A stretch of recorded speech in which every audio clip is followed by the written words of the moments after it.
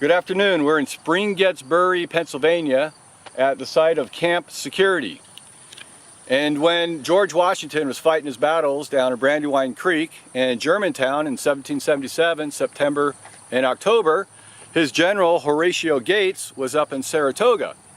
And he won Saratoga over the hands of General Burgoyne, and he captured about 4,000 or 5,000 British military personnel.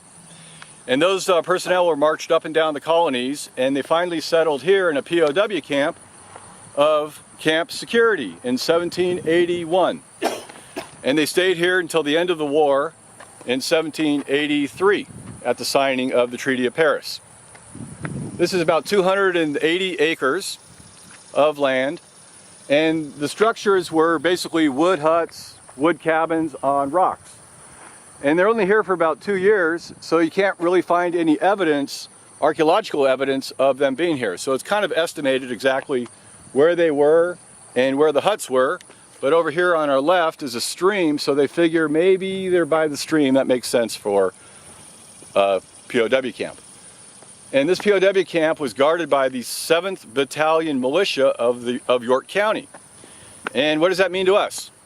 Well, 5 members of the 7th Battalion were Hasslers.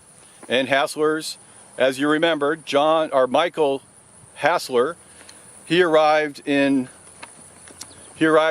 Penn's Landing in 1749, and then he had a son, Joseph, at the Wanamaker location. He also had 4 other sons.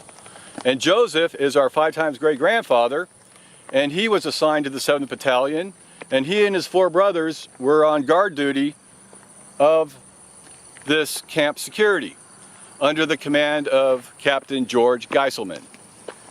And so after the camp was closed, the brothers moved back to their farm in North Cordorus, York County, and after their mother died and their father died, Joseph split off and moved down to Chambersburg, and then his son moved down to his son Jacob moved down to Mercersburg, where Jacob had a daughter, Charlotte Hassler, who married Peter Cornelius Prue to become our 3 times great-grandfather. And so that's the story of Camp Security in Springettsbury, Pennsylvania. And this site is the only Revolutionary War POW site that is now still undeveloped.